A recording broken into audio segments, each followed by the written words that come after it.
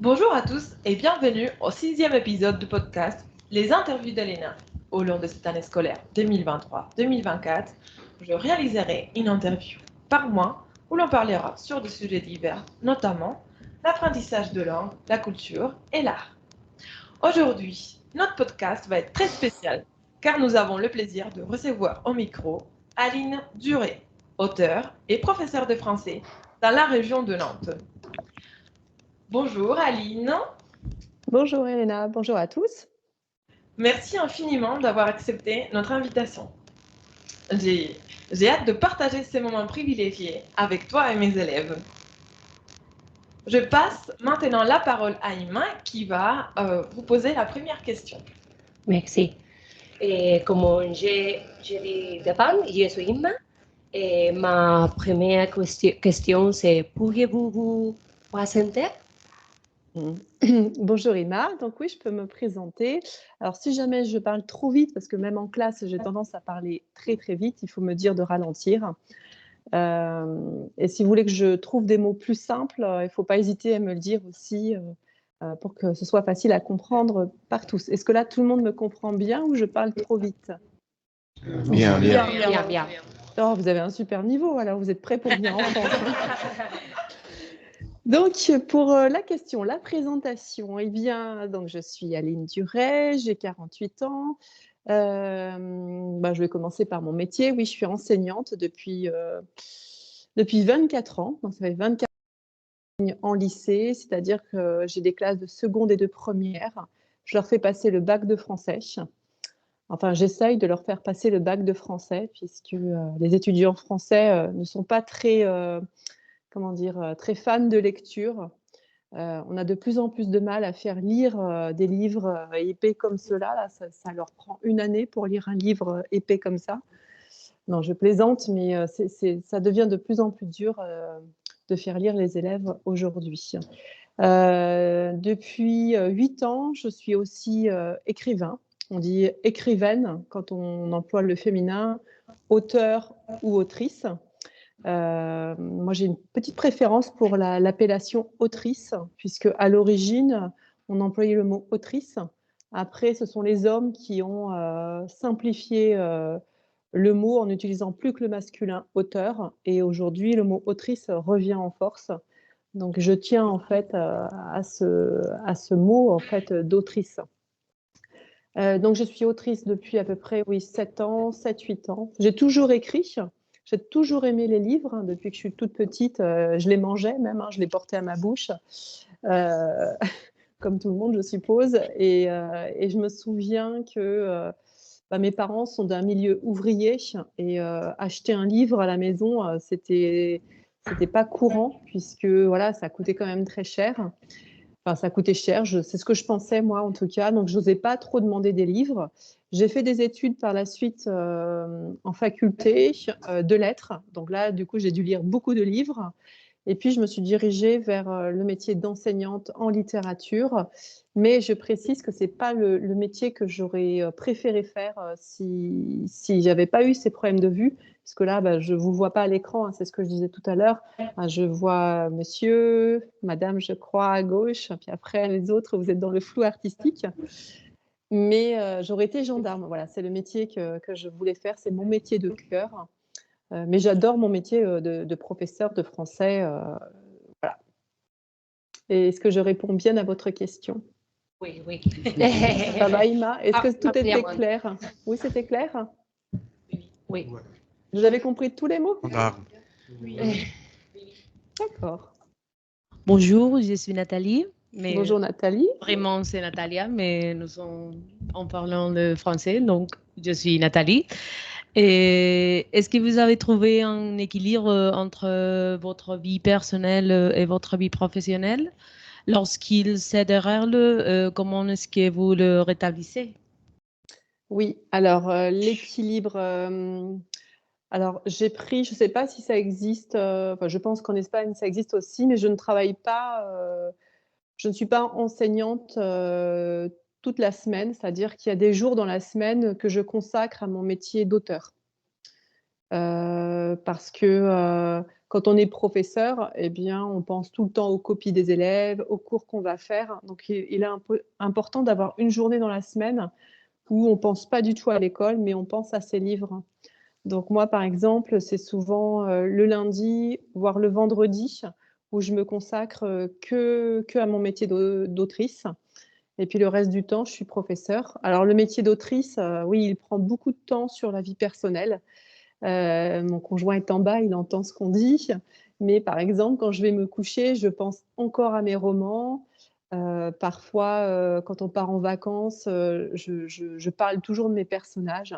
Donc ça prend vraiment beaucoup de place dans une vie d'écrire en fait des romans, puisqu'on on peut pas mettre sur pause, on y pense tout le temps jusqu'à ce que le livre soit fini. Et même quand le livre est fini, ben, ça continue encore après. Donc c'est très difficile. Comment je fais pour cloisonner? Ben, j'y arrive pas concrètement. Mais j'essaye quand même. Par exemple, là, j'ai terminé. Mon livre est sorti, le dernier là. Je vous ai tout préparé. Donc le dernier, L'écho du silence. Je ne sais pas si vous le voyez bien. Il est sorti le 15 mars et je me suis interdit d'écrire un autre livre avant cet été pour pouvoir me faire une pause et puis être plus disponible pour ma famille. Mais c'est tentant parce que moi, j'ai plein d'histoires dans ma tête que je voudrais pouvoir écrire. Mais là, je me suis dit, je fais une pause avec l'écriture. Comme ça me permet d'avoir une vie à peu près normale, aller au cinéma, voir des amis, faire du sport. Sinon, quand on recommence à écrire, eh ben, on pense tout le temps à écrire. Donc voilà. Merci.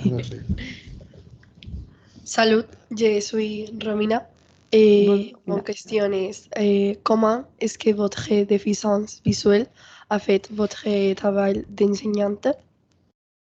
Oui, alors ça, c'est de plus en plus dur parce que la maladie que j'ai, c'est une maladie dégénérative. Est-ce que vous savez ce que c'est qu'une maladie dégénérative?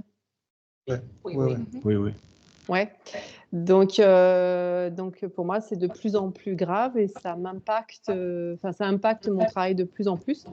Donc, j'essaye de trouver des solutions. Alors, en classe, j'ai ce qu'on appelle une AENSH, donc AENSH. C'est une assistante, en fait, qui est là en classe avec moi. Elle va taper à l'ordinateur.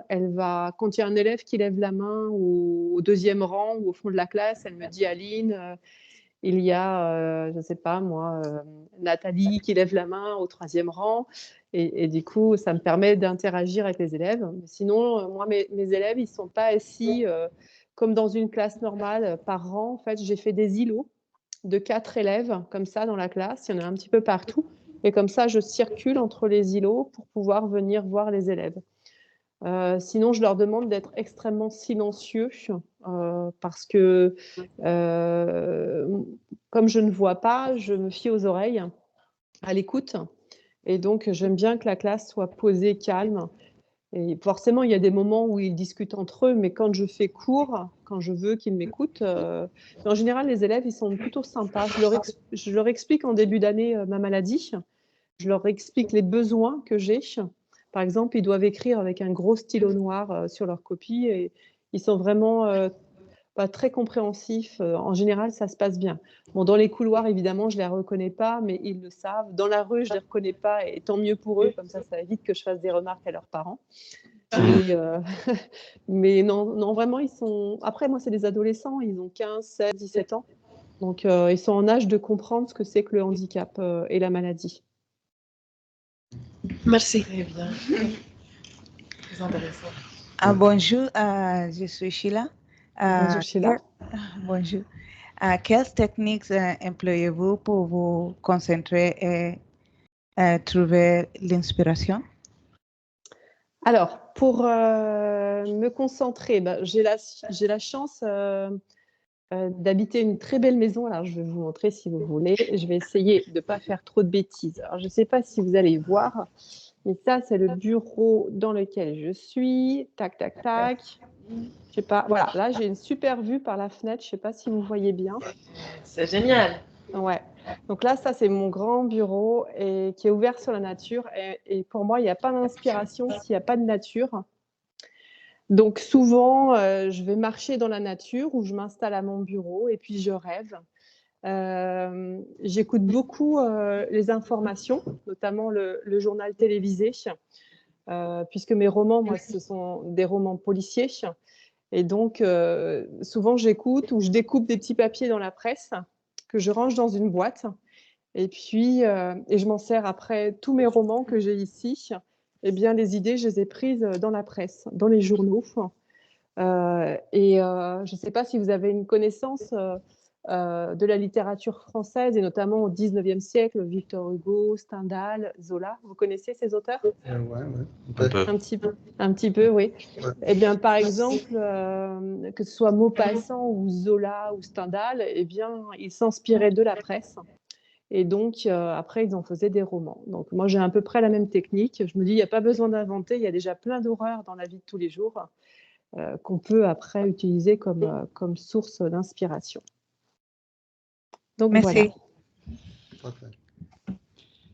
Et c'est moi. Moi, c'est John. Bonjour. Bonjour. Nous avons un niveau AD et B1.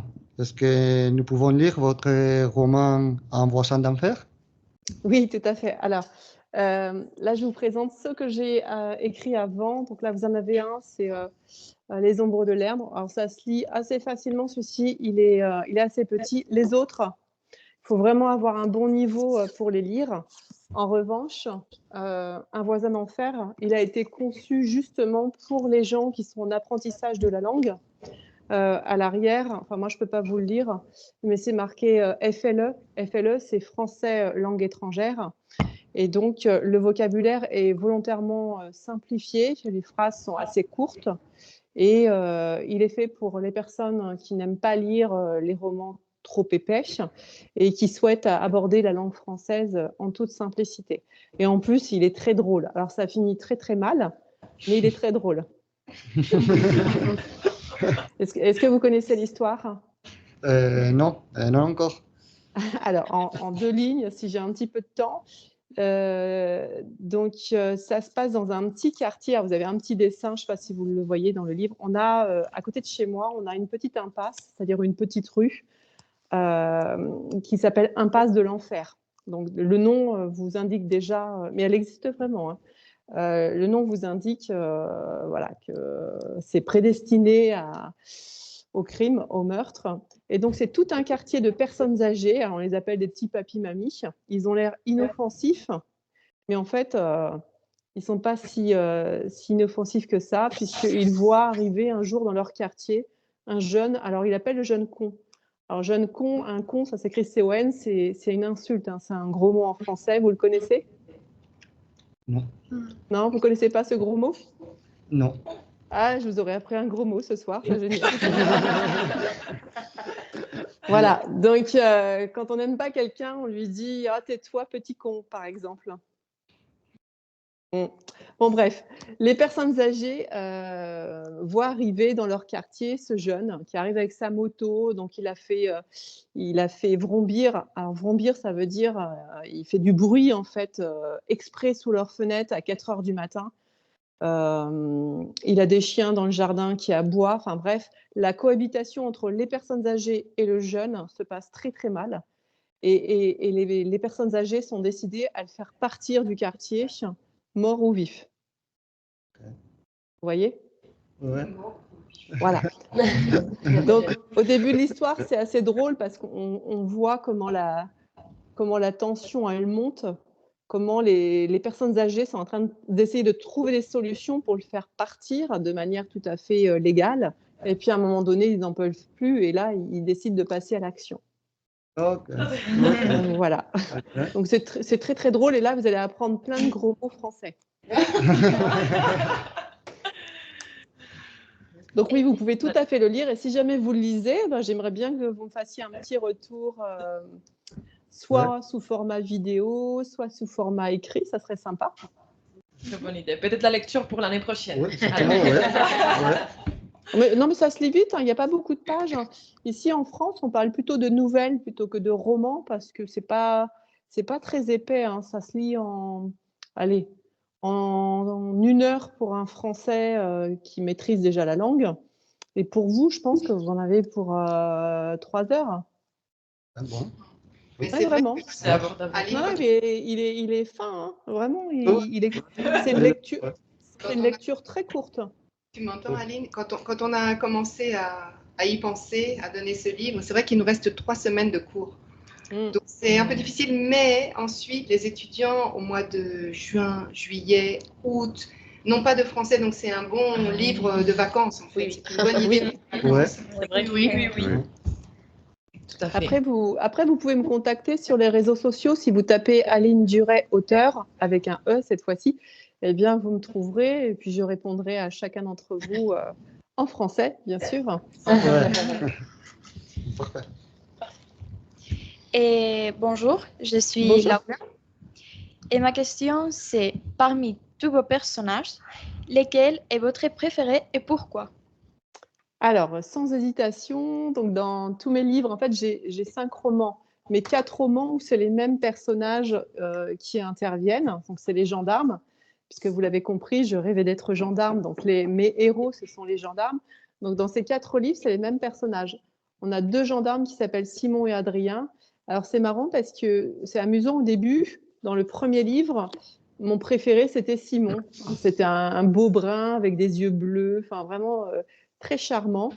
Et puis, il est accompagné d'un autre gendarme qui s'appelle Adrien, voilà, qui est physiquement, qui est aussi très séduisant, mais il est un peu ronchon. Alors, je ne sais pas si vous comprenez le mot ronchon, ça veut dire il sourit jamais. Vous voyez? Et donc, progressivement, au fur et à mesure où j'ai écrit les romans, eh bien, j'ai laissé tomber Simon. Et c'est Adrien, en fait, qui est devenu mon personnage favori. Je me suis attachée, en fait, à ce personnage et je lui ai donné, pour le coup, une place très importante. Tellement importante que dans le dernier volume, le gendarme a quitté la gendarmerie et il est devenu détective privé. Et je ne parle plus que de Adrien. Adrien, c'est devenu mon chouchou, mon préféré. C'est comme ça qu'on dit en français. Et c'est un personnage qui plaît beaucoup à mes lectrices. Merci. Bonjour, je suis Luis. Bonjour. Quelles sont vos influences littéraires et combien de temps vous mettez pour finir une de vos histoires? Alors, je vais répondre. Alors, mes influences littéraires, elles sont très variées puisque comme je suis enseignante en littérature, forcément, j'ai lu beaucoup de livres. Très peu de romans policiers, finalement. On pourrait penser que, comme j'écris des romans policiers, j'ai lu beaucoup de romans policiers. Mais en fait, non, j'en ai pas lu tant que ça. Quand j'ai commencé à écrire des romans policiers, j'avais dû en lire 3 ou 4. Et j'aimais pas spécialement les romans policiers, en fait. J'aimais pas spécialement lire les romans policiers. Moi, j'aime bien les romans historiques. J'aime bien les romans classiques, par exemple Victor Hugo, Émile Zola, Stendhal, parce que c'est aussi mon métier d'enseignante en littérature. J'adore la belle littérature, la littérature classique. Donc finalement, je pense que je me nourris un petit peu de toutes ces lectures. Et puis, combien de temps il faut pour faire un livre? Eh bien, moi, je dirais 1 an, voire 1 an et demi, parce que c'est très, très long. Entre le moment où on met toutes les idées à plat sur un tableau, et puis où on commence à rédiger, puis après, il y a la correction à faire, et la correction, c'est encore plus long que la rédaction. Il faut 1 an et demi, et j'ai envie de dire, c'est important, c'est un peu comme l'écriture d'un livre, c'est un peu comme une grossesse. Vous savez, quand les femmes attendent un bébé, ça dure 9 mois. Et si le bébé sort avant les 9 mois, souvent, il n'est pas fini. Vous voyez ce que je veux dire? Eh bien, pour un livre, c'est pareil. Je considère que s'il faut du temps, s'il faut 1 an pour écrire un livre, c'est parce que dans notre tête, il faut que les choses se posent. Moi, je connais des auteurs qui écrivent des livres en 3 mois, mais je ne peux pas, en fait, parce que j'ai besoin de bien réfléchir. Je ne peux pas donner à mes lecteurs comme ça un livre avec de l'à peu près approximatif. J'aime bien quand tout est bien rangé, tout est bien posé. Donc vraiment 1 an et demi, c'est bien pour moi. D'accord, merci. Très bien, merci beaucoup Aline. Je pense que mes élèves, ils ont adoré parler avec toi, discuter un petit peu. Juste une petite dernière question avant que tu partes. Est-ce que les personnes qui voudraient savoir plus sur toi, où est-ce qu'ils pourraient te retrouver? Tu as déjà parlé d'Instagram? Oui. Oui, alors sur Instagram, sur Facebook et puis sur YouTube aussi, j'ai posté quelques petites vidéos qui expliquent justement comment je fais pour écrire. Parce que là, je ne vous ai pas montré dans mon bureau, mais j'ai tout un tas de matériel. Notamment, j'ai des lunettes qui lisent. En fait, j'ai un petit boîtier sur la lunette. Et par exemple, si je veux lire, eh bien, c'est le boîtier qui va lire à voix haute la lecture. Donc sur YouTube, ouais, vous pouvez aussi voir quelques petites vidéos, mais essentiellement sur Facebook. Je communique beaucoup sur Facebook. Instagram, je suis un peu nulle là-dessus, mais Facebook en général, ça marche bien. Ouais. Très bien, donc on peut vous retrouver dans plein d'endroits. Oui. Alors, je vous remercie d'avoir pris le temps de discuter avec nous, Aline. Ça a été un vrai plaisir. Et ben, le plaisir est partagé. Puis j'espère soit vous voir en France un jour, soit moi, j'espère aussi pouvoir venir à Madrid parce que j'aime beaucoup l'Espagne. Je rêverais de pouvoir aller y habiter. Mais bon, j'ai toute ma famille ici en France. Mais voilà, je n'exclus pas de venir à Madrid bientôt pour déjà vous rencontrer et puis visiter aussi. Ça serait super, on t'attend ici. Pas de souci. Oui, bien sûr, vous êtes invité quand vous voulez. Merci. On sera ravis de vous accueillir, de vous montrer l'école, les cours. Pas de souci. Ça a l'air plaisant parce que vous êtes des petits groupes. Nous, en classe, on a à peu près 35 élèves. Oui, ça change. Ce n'est pas l'école secondaire ou primaire. Oui. C'est vrai que c'est super parce qu'on a des petits groupes, des gens qui sont très motivés. Donc, c'est génial d'être prof à l'école officielle des langues. Et là, ça fait combien de temps que vous avez commencé à apprendre le français? Bon, ça dépend. Mais, ça dépend. Pour moi, un an. Pour moi, un an, seulement. Un an? Oui, j'ai commencé à apprendre français la dernière année. Bon. Mais j'ai un bon professeur et c'est la raison pour laquelle j'ai appris très vite. D'accord. Et vous comptez venir en France? Si je vais aller en France, oui. Je voudrais aller en France aujourd'hui même. Je n'ai pas de temps maintenant pour aller, mais bon, peut-être cet été, je peux ça dépend, oui. Alors cet été, il y a les Jeux Olympiques. Vaut mieux éviter de venir à Paris. Ah non. Peut-être, septembre, c'est mieux. Septembre, c'est mieux, oui. C'est bon, oui. Moi, je suis de la Suisse. J'ai né en Genève. D'accord. Et j'ai appris français quand j'étais petit, mais il faisait beaucoup d'années que je ne parlais pas en français. J'ai 45 ans et je ne parlais pas français depuis les 9 ans. Non, mais vous parlez bien français. Hein. Un petit peu.